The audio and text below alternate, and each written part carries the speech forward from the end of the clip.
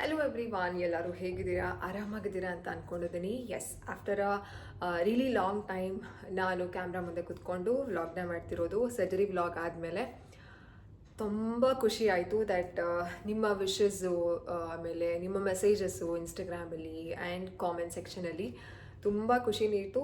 ನಿಮ್ಮ ಪ್ರೀತಿಗೆ, ಸಪೋರ್ಟ್ಗೆ I am really glad. Recovery ವಿಡಿಯೋನು ಶೇರ್ ಮಾಡ್ತೀನಿ, ಯಾವ ರೀತಿ ನನ್ನ ರಿಕವರಿ ಆಯಿತು, ಜೊತೆಗೆ ನನ್ನ ಯಾವ ಒಂದು ಫ್ಯಾಮಿಲಿ ಪ್ಲ್ಯಾನಿಂಗ್ನ ನಾವು ಪ್ಲ್ಯಾನ್ ಮಾಡಿದ್ದು. ಆ್ಯಂಡ್ ತುಂಬ ಕ್ವೆಶ್ಚನ್ಸ್ ಕೇಳಿದ್ದೀರಾ, ಯಾಕೆ ಯಾರೂ ಬಂದಿಲ್ಲ, ಅದಾದಮೇಲೆ ಯಾಕೆ ಇಷ್ಟು ಬೇಗ ಹೋಗಿದ್ದು, ಏನು ಸಡನ್ ಪ್ಲ್ಯಾನ್ ಏನು, ಆ್ಯಂಡ್ ಯಾವ ಹಾಸ್ಪಿಟಲು, ಯಾವ ಡಾಕ್ಟರು, ಎಷ್ಟಾಯಿತು, ಆ್ಯಂಡ್ ಜೊತೆಗೆ ಏನಕ್ಕೆ ಇವಾಗಲೇ ಹೋದ್ರಿ, ಇದೆಲ್ಲನೂ ಕೇಳಿದ್ದೀರಾ. ಇದನ್ನೆಲ್ಲನೂ ನಾನು ಜೊತೆ ಶೇರ್ ಮಾಡ್ಕೊಳ್ತೀನಿ. ಆ್ಯಂಡ್ ತುಂಬ ದಿನ ಆದಮೇಲೆ ವ್ಲಾಗ್ನ ಶೇರ್ ಮಾಡ್ತಾ ಇದ್ದೀನಿ. ಇದೇ ರೀತಿ ಪ್ಲೀಸ್ ಸಪೋರ್ಟ್ ಮಾಡಿ ಆ್ಯಂಡ್ ಚಾನೆಲ್ನ ಸಬ್ಸ್ಕ್ರೈಬ್ ಮಾಡ್ಕೊಳ್ಳಿ. ನೀವಿನ್ನೂ ಸಬ್ಸ್ಕ್ರೈಬ್ ಮಾಡಿಕೊಂಡೆ ಫಸ್ಟ್ ಟೈಮ್ ನನ್ನ ವೀಡಿಯೋಸ್ನ ನೋಡ್ತಿದ್ದೀರಾ ಅಂತಂದರೆ ಪ್ಲೀಸ್ ಸಬ್ಸ್ಕ್ರೈಬ್ ಮಾಡ್ಕೊಳ್ಳಿ. ಅವಿಷ್ಕ ಆರಾಮಾಗಿ ಮಲ್ಕೊಂಡಿದ್ದಾರೆ. ಸೊ ಅದಿತಿ ಆರಾಮಾಗಿ ಆಟ ಆಡ್ತಿದ್ರು. So anyway ಮಾಡಬೇಕಿತ್ತಲ್ಲ. ಇಷ್ಟು ದಿನ ಏನಾಗ್ತಿತ್ತು ಅಂತಂದರೆ ಆಬ್ವಿಯಸ್ಲಿ ಅದು ಅದೇ ರೀತಿ ಅಲ್ಲ, ಮನೇಲೇ ಇದ್ದು ಡಾನ್ಸ್ ಕ್ಲಾಸ್ಗೂ ಹೋಗ್ತಿಲ್ಲ. We have taken break. So ಅಂದರೆ ಮಾಮೂಲಿ ಮನೇಲೇ ಇದು ರೆಡಿ ಆಗೋಕ್ಕೂ ಮೂಡಿರ್ತಿರಲಿಲ್ಲ. ಐ ವಾಸ್ ಕಂಪ್ಲೀಟ್ಲಿ ಅಂದರೆ ಟ್ಯಾಬ್ಲೆಟ್ಸ್ ಎಲ್ಲ ಇತ್ತು, ಜಾಸ್ತಿ ನಿದ್ದೆ, ರೆಸ್ಟ್ ಎಲ್ಲ ಇತ್ತಲ್ಲ. ಸೊ ಅದಕ್ಕೆ ಇವತ್ತು ರೆಡಿಯಾಗಿ ವಿಡಿಯೋ ಮಾಡ್ತಾಯಿದ್ದೀನಿ. ಸೊ ಮೊದಲನೇದಾಗಿ ಯಾವ ಒಂದು ಫ್ಯಾಮಿಲಿ ಪ್ಲ್ಯಾನಿಂಗ್ ಆ್ಯಂಡ್ ನನ್ನ ಎಕ್ಸ್ಪೀರಿಯನ್ಸ್ ಹೇಗಿತ್ತು, ಐ ಕುಡ್ ಸಿ ಕಂಪ್ಲೀಟ್ ನನ್ನ ಯೂಟ್ರಸ್ನ ನೋಡಿದೆ ಅಂತಂದರೆ ಅವರು ನಾನು ಲ್ಯಾಪ್ರೋಸ್ಕೋಪಿಕ್ ಮಾಡಿಸಿರೋದ್ರಿಂದ ಅದು ಒಂದು ಆಪ್ಷನ್ ಇತ್ತು, ನೋಡುವಂತಹ ಆಪ್ಷನ್. ಸೊ ಅದು ಹೇಗಾಯಿತು ಅದನ್ನೆಲ್ಲನೂ ನಿಮ್ಮ ಜೊತೆ ಶೇರ್ ಮಾಡ್ಕೊಳ್ತೀನಿ. ಒಂದು ಸೆಕೆಂಡ್, ಕಿಟಕಿ ಓಪನ್ ಆಗ್ಬಿಟ್ಟಿದೆ. ಯಾ ಸೊ ಮೊದಲನೇದಾಗಿ ಫ್ಯಾಮಿಲಿ ಪ್ಲ್ಯಾನಿಂಗ್ ಮಾಡಿಸ್ಕೊಳ್ಬೇಕು ಅಂತ ಆಬ್ವಿಯಸ್ಲಿ ಸೆಕೆಂಡ್ ಬೇಬಿ ಆದಮೇಲೆ ಅದಿರುತ್ತೆ ಅಲ್ಲ. ಸೊ ಮೊದಲನೇ ಪ್ರಶ್ನೆ ಏನು ಅಂತಂದರೆ ಕೇಳಿರೋದು, ಸೆಕೆಂಡ್ ಡೆಲಿವರಿ ಆದಾಗ ಸೆಕ್ಷನ್ ಏನಾದರೂ ಇದ್ದರೆ ಅವಾಗಲೇ ಮಾಡಿಬಿಡ್ತಾರಲ್ಲ, ನೀವು ಯಾಕೆ ಮಾಡಿಸ್ಕೊಳ್ಳಿಲ್ಲ ಅಂತ. ನಾವು we were not really bothered about any gender, girl ಆಗಲಿ ಬಾಯ್ ಆಗಲಿ, ಸೆಕೆಂಡ್ ಡೆಲಿವರಿ ಆದಾಗಲೇ ಮಾಡಿಸ್ಕೊಂಡ್ಬಿಡೋಣ ಅಂತ ಪ್ಲಾನ್ ಇತ್ತು. ಐ ಥಿಂಕ್ ನಾನು one of the vlog in 7 months 8 months ಆ ಸ್ಕ್ಯಾನಿಂಗ್ ಟೈಮಲ್ಲೇ ನಿಮ್ಮ ಜೊತೆ ಶೇರ್ ಮಾಡಿದ್ದೆ that we will B discussing with doctor ಅಂತ. ಬಟ್ ಡಾಕ್ಟರ್ ಹೇಳಿದ್ದು ಬೇಡ, ಫಸ್ಟ್ ಬೇಬಿಗೆ 5 years ಆಗೋವರೆಗೂ ನಾವು ಮಾಡಲ್ಲ ಅಂತ ಹೇಳಿದ್ರು. ಸೊ ಅಲ್ಲಿ ಇಟ್ ಡಿಂಟ್ ಗೋ, ಓಕೆನಾ, ಅಷ್ಟೇ ಆಗಿದ್ದು. ಆ್ಯಂಡ್ ಸೆಕೆಂಡ್ ಡೆಲಿವರಿ ಟೈಮಲ್ಲಿ ನನಗೆ ಈ ಫ್ಯಾಮಿಲಿ ಪ್ಲ್ಯಾನಿಂಗ್ ಆಪ್ರೇಷನ್ ಆಗಲಿಲ್ಲ. ಅದಾದಮೇಲೆ ಒಂದ್ಸಲ ಹೇಳಿದ್ದೆ ರೀಸೆಂಟಾಗಿ, ಇಟ್ ವಾಸ್ ರಿಯಲಿ ಹ್ಯೂಜ್ ಒಂದು ಜಗಳ ಆದಾಗ, ನೋಡೋಣ ಗಂಡು ಹುಡ್ಸು ನೋಡೋಣ ಹಾಗೆ ಹೇಗೆ ಅಂತೆಲ್ಲ ಕೃವಿಗೆ ಹೇಳಿದಾಗ ಐ ಹ್ಯಾಡ್ ಆಸ್ಕ್ಡ್ ಹಿಮ್, ನಿಮಗೆ ಏನು ಅನಿಸುತ್ತೆ ಅಂದರೆ, ಈಗ ನಿಮಗೆ ಆ್ಯಕ್ಚುಲಿ ನನಗಿಂತ ಹೀ ಹ್ಯಾಡ್ಸ್ ಈ ಪ್ರೆಷರ್ ಅನ್ನೋದಕ್ಕಿಂತ ಒಂಥರ ಕೀಳಾಗಿ ನೋಡೋದು, ಹೆಣ್ಮಕ್ಳು ಹುಟ್ಟಿದ್ದಾರೆ ಅಂತ. ಅದಾದಮೇಲೆ ಅದಿತಿ ಅವಿಷ್ಕನ್ನ ರೆಸ್ಪೆಕ್ಟ್ ಒಬ್ವಿಯಸ್ಲಿ ಎವ್ರಿ ಒಂದು ಚಿಕ್ಕ ಇರುವೆಗೂ ನಾವು ರೆಸ್ಪೆಕ್ಟ್ ಕೊಡಬೇಕಾಗುತ್ತೆ, ಒಂದು ಚಿಕ್ಕ ನಾಯಿ ಮರಿಗೂ ರೆಸ್ಪೆಕ್ಟ್ ಕೊಡಬೇಕಾಗತ್ತೆ. ಬಟ್ ಹೆಣ್ಮಕ್ಳು ಅಂತ ರೆಸ್ಪೆಕ್ಟ್ ಇಲ್ಲ, ಕೇಳಿಸ್ಕೊಳ್ಳಿ. ಸೊ ಹೆಣ್ಮಗು ಅಂತ ರೆಸ್ಪೆಕ್ಟ್ ಇಲ್ಲ, ನಮಗೂ ಆ ರೆಸ್ಪೆಕ್ಟ್ ಇಲ್ಲ, ಒಂಥರ ನೋಡೋ ರೀತಿನೇ ಚೇಂಜಸ್ ಆಗಿದೆ. ಬಟ್ ನಮಗದು ನಿಜವಾಗ್ಲೂ ಬಾದರ್ ಮಾಡಲ್ಲ. ಬಿಕಾಸ್ ಏನು ಗೊತ್ತಾ, ಆರೋಗ್ಯವಾದ ಮಕ್ಕಳು ಹುಟ್ಟಿದ್ದಾರೆ, ನಾವು ಹ್ಯಾಪಿ ಆಗಿದ್ದೀವಿ, ಇನ್ನೇನು ಬೇಕು. ನಾವು ಯಾರನ್ನು ಸ್ಯಾಟಿಸ್ಫೈ ಮಾಡೋದಕ್ಕೆ ನಾವು ಮಕ್ಕಳನ್ನ ಮಾಡ್ಕೊಂಡಿಲ್ಲ ಅಥವಾ ಅವ್ರನ್ನ ಬೆಳೆಸ್ತಿಲ್ಲ ಅನ್ನುವಂತಹ ನಂಬಿಕೆ ನಂದು ಕೃವಿದು. ಸೊ ನಾನು ಕೇಳಿದಾಗ ಈ ಸೈಡ್ ಇಲ್ಲ, ಸಾಕು, ಇಬ್ಬರು ಮಕ್ಕಳು ಬೇಕಿತ್ತು, ಆರೋಗ್ಯವಾಗಿದ್ದಾರೆ, ನನಗೇನು ಬಾದರ್ ಆಗಿಲ್ಲ. ನಾನು ಆಗೂ ಕೇಳಿದೆ, ಲೈಫ್ ಲಾಂಗ್ ನಿನಗೆ ಅವ್ರು ಮಾತಾಡ್ತಾರಲ್ಲ, ಏನು ಮಾಡ್ತಾರೆ ಮಾತಾಡೋರೆಲ್ಲ ಬರಂಗಿದ್ದಿದ್ರೆ ಹಾಸ್ಪಿಟಲಲ್ಲಿ ನಾವು May 22 ಇಬ್ಬರೇನೆ ಫೇಸ್ ಮಾಡಬೇಕಾಗಿರಲಿಲ್ಲ. ಅಥವಾ ಈಗ ರೀಸೆಂಟಾಗಿ ನಾವೇನು ಹಾಸ್ಪಿಟಲ್ ಒಂದು ಸರ್ಜರಿ ವ್ಲಾಗ್ ಹಾಕಿದೆ ಅವಾಗ್ಲೂ ಅಷ್ಟೇ ಅಲ್ವಾ, ವಿ ವರ್ ಓನ್ಲಿ 4 ಅಷ್ಟೇ. ಸೊ ಹೀ ಈಸ್ ಲೈಕ್, ಗಂಡು ಹುಟ್ಟಿದ್ರು ಯಾರೇನು ಹೆಚ್ಚಾಗಿ ಏನು ನಮ್ಮನ್ನು ಏನು ಕೇರ್ ಮಾಡ್ತಿರ್ಲಿಲ್ಲ ಅಥವಾ ನೋಡ್ಕೊಳ್ತಾರೆ ಅನ್ನುವಂಥ ಚಾನ್ಸಸ್ ಏನೂ ಇಲ್ಲ. ಅದು ನಮ್ಮಿಬ್ರಿಗೆ ಮ್ಯಾಟರ್ ಆಗಬೇಕು, ಹೆಣ್ಮಕ್ಳು ಗಂಡು ಮಕ್ಕಳು ಅಂತ. ಸೊ ಬೇರೆಯವ್ರ ಮಾತೆಲ್ಲ ನಾನು ತಲೆ ಕೆಡಿಸ್ಕೊಳ್ಳಲ್ಲ, ನೀನು ಅಷ್ಟೇ ತಲೆ ಕೆಡಿಸ್ಕೊಬೇಡ ಅಂತ ಹೇಳಿದ್ರು. ಸೊ ಅವಾಗ ಆಬ್ವಿಯಸ್ಲಿ ಸೆಕೆಂಡ್ ಆಪ್ರೇಷನ್ ಆಗಿಲ್ಲ ಅಂತಂದರೆ ನಾವು ಗಂಡ ಹೆಂಡತಿ ಮಾತಾಡ್ಕೊಳ್ತೀವಿ ಅಲ್ಲ. So what is the plan, ಏನು ಗೊತ್ತಾ ನನಗೆ, ಆಮೇಲೆ ಇನ್ನೊಬ್ರು ಕಾಮೆಂಟಲ್ಲಿ ಕೇಳಿದ್ದೀರ ದಟ್ ಆಪ್ರೇಷನ್ ಆದಾಗ ನಂಗೆ ತುಂಬ ಫೀಲ್ ಆಗ್ತಿತ್ತು, ನನಗೆ ಇನ್ನೊಂದ್ಸಲ ಮಗು ಆಗಲ್ಲ ಅಂತ. ಆಬ್ವಿಯಸ್ಲಿ ನನಗೇನು ಗೊತ್ತಾ, ಪ್ರೆಗ್ನೆನ್ಸಿ, ನಂಗೆ 2 ಪ್ರೆಗ್ನೆನ್ಸಿನೂ ತುಂಬ ಈಸಿ ಆಗಿತ್ತು. ನನಗೆ ಯಾವುದೇ ಪ್ರೆಗ್ನೆಂಟ್ ಲೇಡೀಸ್ನ ನೋಡಿದಾಗ್ಲೂ ನನಗೊಂಥರ ನಗು ಬರುತ್ತೆ. Because I had a very good experience in my both pregnancy. So ನಂಗೆ ಒಂಥರ ಖುಷಿ ಅಂದರೆ ನನಗೆ ಯಾವಾಗಲೂ ನಾನು ಹಿಂದಿನ ಕಾಲದವ್ರನ್ನ ತುಂಬ ಒಂಥರ ಖುಷಿ ಆಗುತ್ತೆ ಅವ್ರನ್ನ ನೋಡಿದ್ರೆ, 5 ಮಕ್ಕಳು 10 ಮಕ್ಕಳು ಎಲ್ಲ ಎಷ್ಟು ಚೆನ್ನಾಗಿ ಎಕ್ಸ್ಪೀರಿಯನ್ಸ್ ಮಾಡ್ತಿದ್ರು ಅಂತ. ಸೊ ಆಬ್ವಿಯಸ್ಲಿ ಈಗಿನ ಒಂದು ಸ್ಟ್ಯಾಂಡರ್ಡ್ ಆಫ್ ಲಿವಿಂಗ್ ಎಲ್ಲ ಜಾಸ್ತಿ ಹೆಚ್ಚು ಮಕ್ಕಳು ಮಾಡ್ಕೊಳಕ್ಕಾಗಲ್ಲ. ಬಿಕಾಸ್ ಸ್ಕೂಲು ಅದೆಲ್ಲ ಸ್ಟಾರ್ಟ್ ಆದಮೇಲೆ ಡೆಫಿನೆಟ್ಲಿ ಫಿನಾನ್ಷಿಯಲ್ ಬರ್ಡನ್ ಆ್ಯಂಡ್ ನಮ್ಮ ಟೈಮು ಸಹ ಮಕ್ಳಿಗೆ ಕೊಡೋಕ್ಕಾಗಲ್ಲ, ಅದನ್ನೆಲ್ಲನೂ ಯೋಚನೆ ಮಾಡಬೇಕು. ಸೊ ಆವಾಗ ನಾವು we came to the clarity, we will be going for a family planning ಅಂತ. ಸೊ ನಾನು ಮಾಡಿಸ್ಕೊಂಡಿದ್ದು ಲ್ಯಾಪ್ರೋಸ್ಕೋಪಿಕ್ ಒಂದು ಆಪ್ರೇಷನ್ ಅಂತ ಹೇಳ್ಬೋದು. ಸೊ ಇದರಲ್ಲಿ ಫ್ಯಾಮಿಲಿ ಪ್ಲಾನಿಂಗು ಇದರಲ್ಲಿ ಕರೆಂಟ್ ಆಪ್ರೇಷನ್ ಅಂತ ಇದೆ, ಅದಾದಮೇಲೆ ಹ್ಯಾಂಡ್ ಆಪ್ರೇಷನ್ ಅಂದರೆ ಕೈಯಲ್ಲಿ ಈ ನಮ್ಮದು ಸಿಸೇರಿಯನ್ ಸ್ಟಿಚ್ ಇರುತ್ತಲ್ಲ ಅದಕ್ಕಿಂತ ಒಂದು ಚೂರು ಮೇಲೆ 4 ಇಂಚ್ವರೆಗೂ ಕಟ್ ಮಾಡಿ ಜಸ್ಟ್ ಇದನ್ನ ಸ್ಟೆರಿಲೈಸೇಷನ್ ಇದನ್ನೆಲ್ಲ ಏನು ಹೇಳ್ತೀವಿ ಆ ಒಂದು ಏನಂತ ಇನ್ಸ್ಟ್ರೂಮೆಂಟ್ಸ್ನೆಲ್ಲ ಹಾಕಿ ಗರ್ಭಕೋಶದ್ದು ಫೆಲೋಪಿಯನ್ ಟ್ಯೂಬ್ನ ಲಾಕ್ ಮಾಡೋದು, ಅದು ಹ್ಯಾಂಡ್ ಆಪ್ರೇಷನ್. ಆ್ಯಂಡ್ ನೆಕ್ಸ್ಟು ಬಂದು ಲ್ಯಾಪ್ರೋಸ್ಕೋಪಿಕ್ಕು. ಯಾಕೆ ಲ್ಯಾಪ್ರೋಸ್ಕೋಪಿಕ್ ಹೋಗಿದ್ದು ನಾವು ಆಪ್ಟ್ ಮಾಡಿದ್ದು ಅಂತಲೂ ನಾನು ಹೇಳ್ತೀನಿ. ಆ್ಯಂಡ್ ಇನ್ನೊಂದು ಏನು ಅಂತಂದರೆ ಕಾಪರ್ಟಿ. ಇದುವರೆಗೂ ನಾನು ಕಾಪರ್ಟಿ ಎಲ್ಲ ನನಗೆ ಹೋಗಿಲ್ಲ, ಯಾಕಂತಂದರೆ ನನಗೆ ಒಂದು ಸ್ವಲ್ಪ ಭಯ ಆ ರೀತಿ ಅಲ್ಲ.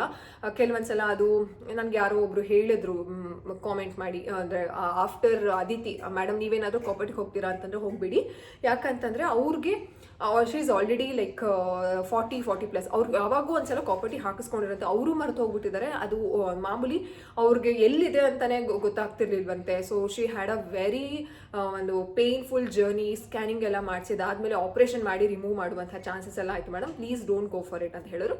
ಸೊ ನನಗದು ಭಯ ಇರೋದ್ರಿಂದ ನಾವು ಅದನ್ನು ಆಪ್ಟೇ ಮಾಡಿರಲಿಲ್ಲ, ಜಸ್ಟ್ ಓವಲ್ಯೂಷನ್ ಟ್ರ್ಯಾಕ್ನ ಮಾಡ್ತಿದ್ದಿದ್ದು ನಾವು. ಇದು ಆಮೇಲೆ ಲ್ಯಾಪ್ರೋಸ್ಕೋಪಿ ಹೇಗಾಯಿತು ಅಂತ ಎಕ್ಸ್ಪೀರಿಯನ್ಸು ನಾನು ಲಾಸ್ಟಲ್ಲಿ ಹೇಳ್ತೀನಿ, ವಿಡಿಯೋನ ಕಂಪ್ಲೀಟಾಗಿ ನೋಡಿ.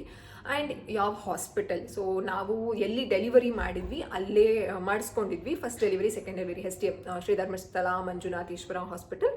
ಆಬ್ವಿಯಸ್ಲಿ ಅನುಷಾ ಡಾಕ್ಟರೇ, ಅವ್ರನ್ನ ಬಿಟ್ಟು ನಾವು ಬೇರೆಯವ್ರ ಜೊತೆ ನಮಗೆ ಕಂಫರ್ಟ್ ಇಲ್ಲ. She is the comfort zone for us. So ಅವ್ರ ಹತ್ರನೇ ಹೋಗಿ ಮಾತಾಡಿದ್ದು. ಆ್ಯಂಡ್ ಯಾಕೆ ಮೆಸೇಜು ಮಾಡಿದ್ದೀರ ಕಾಮೆಂಟಲ್ಲಿ, ಗೌರ್ಮೆಂಟ್ ಹಾಸ್ಪಿಟಲ್ಗೆ ಹೋಗಿದ್ದಿದ್ರೆ ನಿಮಗೆ ಕಾಸ್ಟ್ ಕಡಿಮೆ ಆಗ್ತಿತ್ತು, ಜಸ್ಟ್ ಒಂದು 2000ಗೆಲ್ಲ ಆಗಿಬಿಡ್ತಿತ್ತು, ಯಾಕೆ ನೀವು ಪ್ರೈವೇಟ್ ಹಾಸ್ಪಿಟಲ್ಗೆ ಹೋದ್ರಿ ಅಂತ. ಎಸ್, ನಾವು ಪ್ರೈವೇಟ್ ಹಾಸ್ಪಿಟಲಲ್ಲಿ ಯಾಕೆ ಮಾಡಿಸ್ಕೊಂಡಿದ್ದು ಅಂತಂದರೆ, ಒಂದು ಮಕ್ಕಳನ್ನ ನಾವೇ ನೋಡ್ಕೊಳ್ಬೇಕಿತ್ತು, ನಮ್ಮ ಜೊತೆ ಅವ್ರು ಇರ್ತಾರೆ ಅನ್ನುವಂಥ ಒಂದು ಕಾರಣ. ಆ್ಯಂಡ್ ಎರಡನೇದು ರಿಕವರಿ ನಂಗೆ ಸ್ವಲ್ಪ ಬೇಗ ಬೇಕಾಗಿತ್ತು, ಯಾಕಂತಂದ್ರೆ ಆಬ್ವಿಯಸ್ಲಿ ನಾವೇ ಎಲ್ಲ ಮೇಂಟೈನ್ ಮಾಡಬೇಕಾಗಿರೋದ್ರಿಂದ ರಿಕವರಿ ಬೇಕಾಗಿತ್ತು. ಆಮೇಲೆ ನಾನು ವಿಚಾರಿಸ್ದೆ ಯಾವುದು ಬೆಸ್ಟ್ ಅಂತ. ಸೊ ಕರೆಂಟ್ ಆಪ್ರೇಷನಲ್ಲಿ ಸ್ವಲ್ಪ ರಿಕವರಿ ಲೇಟ್ ಆಗುತ್ತೆ ಅಂತ ಹೇಳಿದ್ರು. ಸೊ ಅದಕ್ಕೋಸ್ಕರ ಲ್ಯಾಪ್ರೋಸ್ಕೋಪಿಕ್ ಲ್ಯಾಪ್ರೋಸ್ಕೋಪಿಕ್ಗೂ ಕರೆಂಟ್ ಆಪ್ರೇಷನ್ಗೂ ಏನು ಡಿಫ್ರೆನ್ಸ್ ಅಂದರೆ ಆಲ್ಮೋಸ್ಟ್ ಸೇಮ್. ಬಟ್ ನಿಮಗೆ ಲ್ಯಾಪ್ರೋಸ್ಕೋಪಿಕ್ ಆಪ್ರೇಷನಲ್ಲಿ ನಿಮಗೆ ತೋರಿಸ್ತಾರೆ ನಿಮ್ಗೆ ಏನೇನು ಮಾಡ್ತಿದ್ದಾರೆ ಪ್ರೊಸೀಜರ್, ಒಂದು ಸ್ಕ್ರೀನಲ್ಲಿ ನಿಮಗೆ ತೋರಿಸ್ತಾರೆ.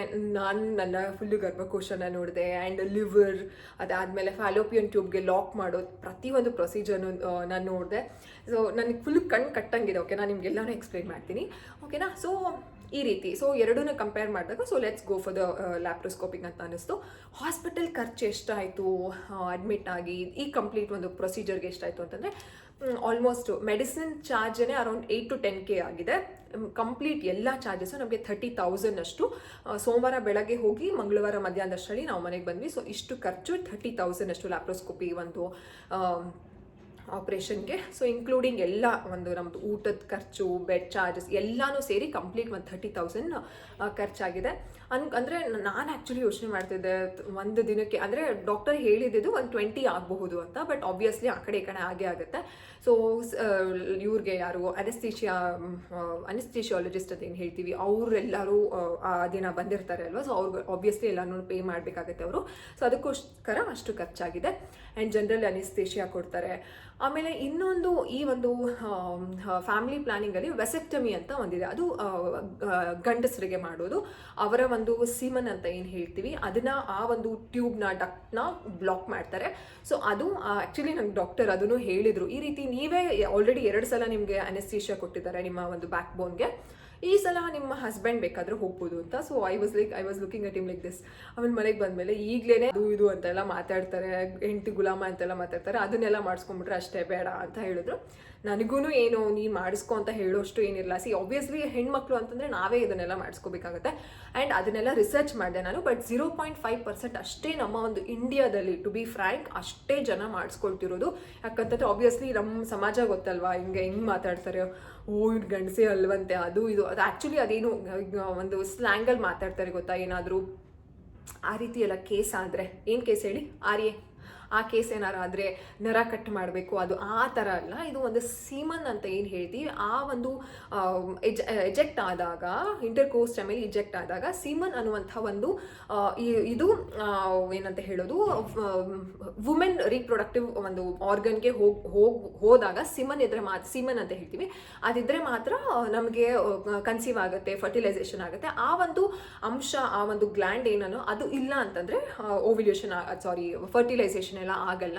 ಒಂದು ಹೆಣ್ಮಗು, ಒಂದು ಹೆಣ್ಣು ಒಂದು ಏನು ಗರ್ಭಿಣಿ ಆಗೋದಕ್ಕೆ ಅದು ಒಂದು ತುಂಬಾ ಒಂದು ಮುಖ್ಯವಾದ ಒಂದು ಪಾತ್ರ ವಹಿಸುತ್ತೆ ಇಜಾಕ್ಯುಲೇಷನ್ ಒಂದು ಟೈಮಲ್ಲಿ.